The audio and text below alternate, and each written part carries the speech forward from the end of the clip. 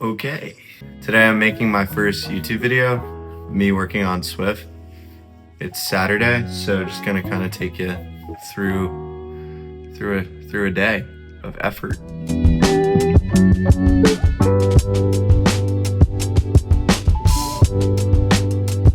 I'm not really one of those people who believes like AI is the future and it's so crazy it's gonna take over, but I will say, using it as a tool, it is pretty impressive what you can do now. So for those of you who don't know, when you send an image to a screen printer, an embroiderer, a manufacturer, it's supposed to be a vector image, not a raster image.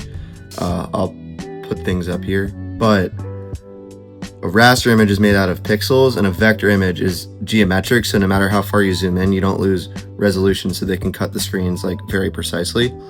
And in the past, before AI, it was really hard to do. You'd have to go to Photoshop and trace it and then fill it. But I just use Canva, and I gotta say, this is pretty amazing. So here's the raster image right here. You can tell because if I zoom in, it's like blurry and there's pixels. And all I did was I uploaded it here. This is like a vectorizer.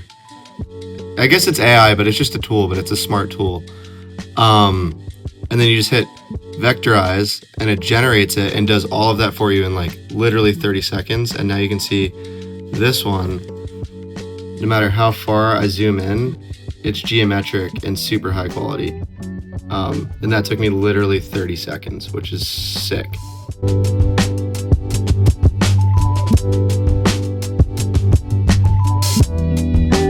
I don't skate in this hat because I only have one and I don't want to get sweat stains all over it. This hat, on the other hand, I've had for a while. It's pretty dirty and you can't even tell because of all the lines. But this is my my get sweaty hat. Let's go skate. It's so hot. So I haven't really been skating much. I mean, I have the past 2 weeks, but for the 2 weeks from now, I've only really been skating like once in the past 2 years. But recently I've been going to this local DIY skate park a bunch, and that's been good. But today I want to work on flat ground. But I live in a city and I don't really know any good flat ground spots. So I'm kind of on the hunt right now for a good empty parking lot. Oh shit, dude. Someone's built a skate spot right there. Look, there's 2 quarter pipes right there.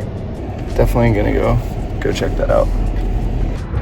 I'm gonna try it. It looks very abrupt.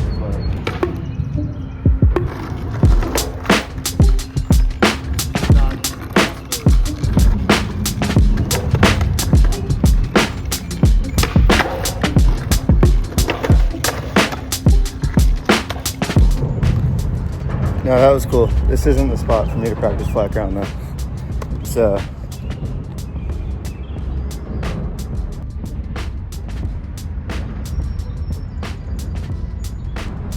oh shit, it's double-sided. Dude, whoever built this is dope.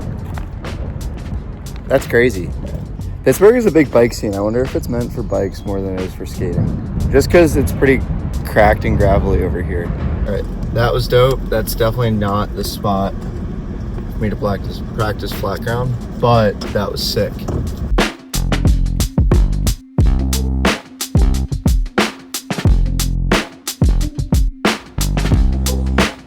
Dude, I drove around for like an hour. This was the best I could find. I think it's just like every parking lot is owned by a business and there's just always people there. And then the ground in Pittsburgh is just not good. So even when I'd find an open one, it was all gravelly and chalked. But time to work on kick flips. All right, that ground was also bad, but I found this trail. So we're gonna use this.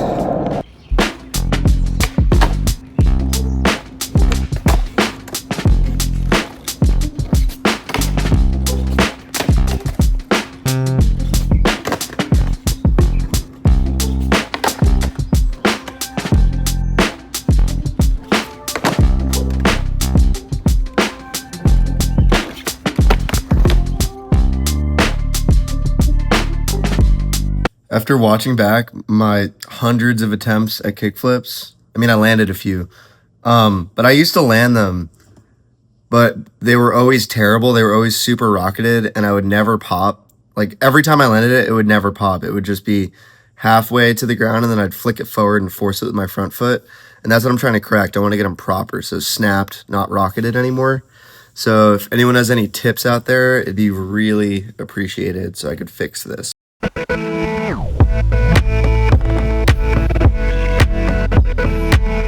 So this past winter for all the releases, I hand screen printed, hand sewed all of the hoodies, flannels, and t-shirts, and it was great. But I sold over 200 pieces of clothing, and it's at the point where I can't continue to sew all those myself. So this summer I've been hunting for a clothing manufacturer, and all these are fabric swatches for me to pick the fabric that I'm gonna make the hoodies out of. I have no idea what I'm doing, but I'm just gonna feel them and look up how to choose the right fabric, and then we're gonna go from there.